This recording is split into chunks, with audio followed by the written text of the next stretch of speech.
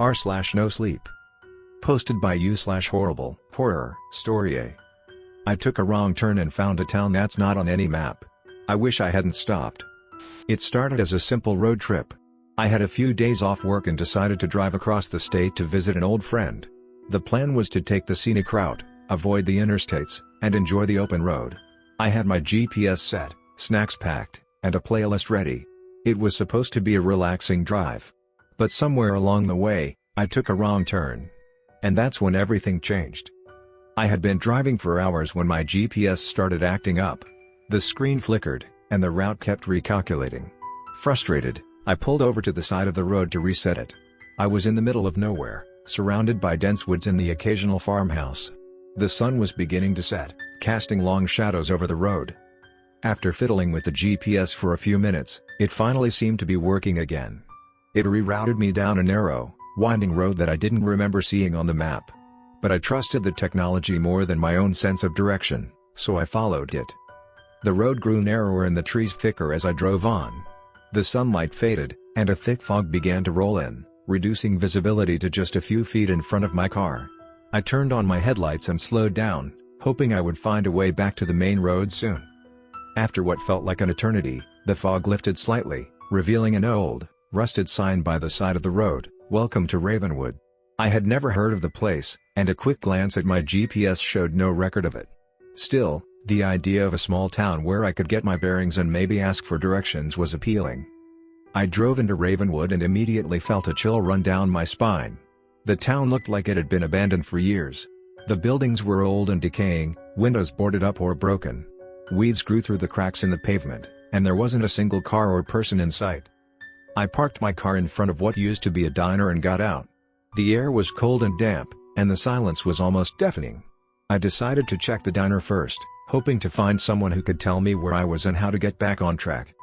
The door to the diner creaked loudly as I pushed it open. Inside, it was dark and musty.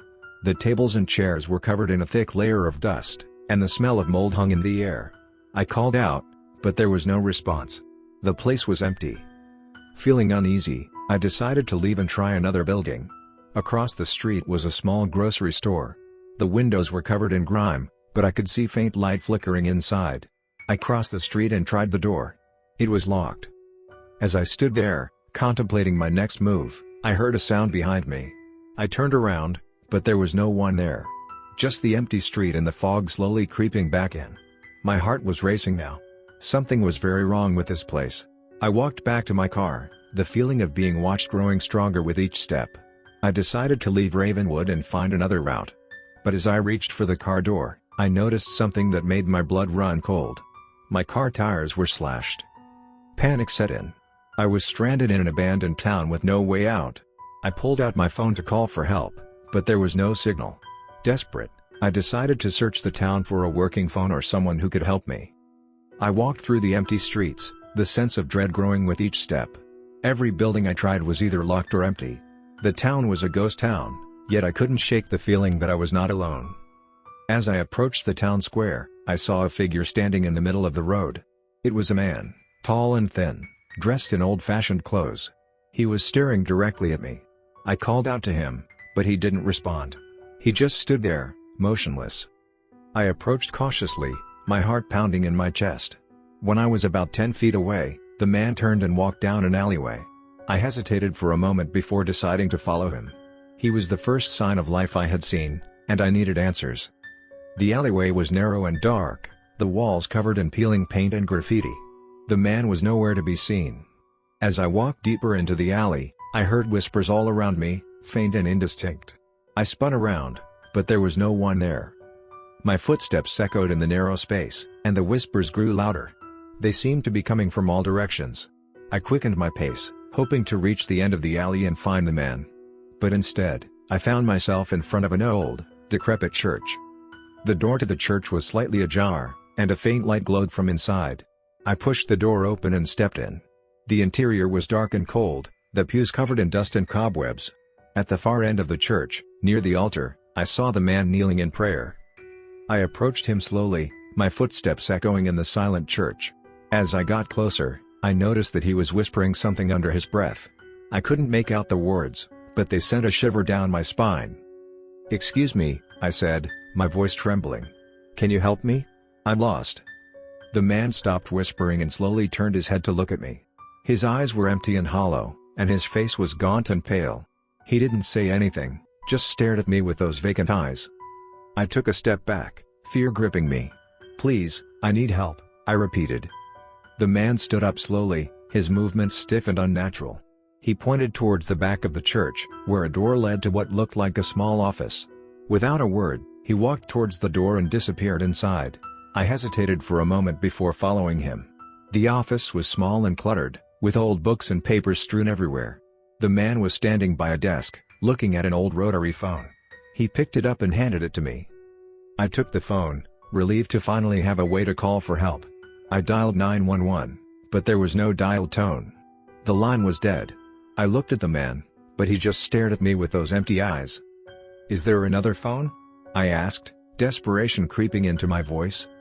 He shook his head slowly and pointed to a piece of paper on the desk. I picked it up and saw that it was a map of the town. There was a red X marked on a building near the edge of town.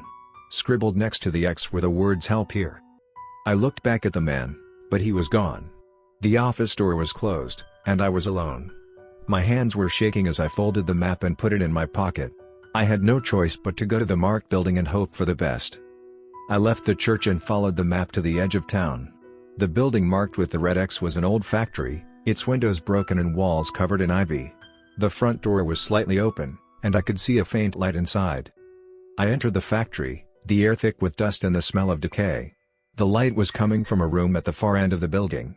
I made my way through the dark, empty halls, the whispers following me every step of the way.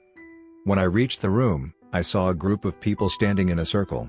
They were dressed in the same old-fashioned clothes as the man in the church, and they were all whispering the same indistinct words. In the center of the circle was a large, ornate mirror. One of the people, a woman with long, dark hair, looked up as I entered. She smiled, but it was a cold, empty smile that sent chills down my spine. "Welcome," she said in a voice that echoed unnaturally. "We've been waiting for you." I took a step back, but the door behind me slammed shut. The people in the circle began to chant louder, their voices rising in a haunting melody. The mirror in the center of the room started to glow, a faint blue light emanating from its surface. "Please, I just want to leave," I pleaded, my voice barely audible over the chanting. The woman stepped forward, her smile never wavering. "You can't leave," she said. "Not yet. You have to see." She grabbed my arm and pulled me towards the mirror. I tried to resist, but her grip was surprisingly strong. As I got closer, I saw my reflection in the mirror, but it was distorted and twisted. My face looked gaunt and hollow, my eyes empty and lifeless. "What is this?" I asked, panic rising in my chest. The woman leaned in close, her breath cold against my ear. "This is the truth," she whispered. "This is who you are." I tried to pull away, but the chanting grew louder, and the mirror's light intensified. I felt a cold, dark presence envelop me, and my vision started to blur. The last thing I saw before everything went black was my reflection in the mirror, smiling back at me with that same empty, hollow smile. When I woke up, I was lying on the side of the road, my car parked nearby. The sun was rising, and the fog had lifted. I scrambled to my feet, my heart pounding. Was it all just a dream? I checked my car, and to my relief, the tires were intact. My phone had a signal, and the GPS was working fine. I quickly got in the car and drove away, not daring to look back. As I drove, I couldn't shake the feeling of being watched. The memories of Ravenwood haunted me, and I couldn't get the image of my distorted reflection out of my mind. Eventually, I reached my friend's house, but I didn't tell anyone about what happened. Who would believe me? Days passed, but the experience lingered in my thoughts. One night, I found an old box of family photos while rummaging through the attic. As I sifted through the pictures, one in particular caught my eye. It was a sepia-tone photograph of a small town that looked eerily familiar. In the background, I could see a sign that read Ravenwood. In the foreground stood a group of people dressed in old-fashioned clothes, their faces hauntingly vacant. My heart nearly stopped when I recognized one of the faces. It was the woman from the factory, her cold, empty smile unmistakable. Standing next to her, with the same hollow eyes, was a younger version of the man from the church. And there, in the middle of the group, was a boy with a familiar face. It was me. I dropped the photo, my hands trembling. The realization hit me like a cold wave. Ravenwood wasn't just a random, sinister town. It was part of my past, a forgotten piece of my history. And somehow, it had called me back. To this day, I still don't know what Ravenwood truly is or why it isn't on any map. But one thing is certain, it's part of me, and I'll never escape its haunting presence. As I look into the mirror now, I sometimes catch a glimpse of that empty, hollow smile. And I wonder if, one day, I'll find myself back in Ravenwood, where I truly belong.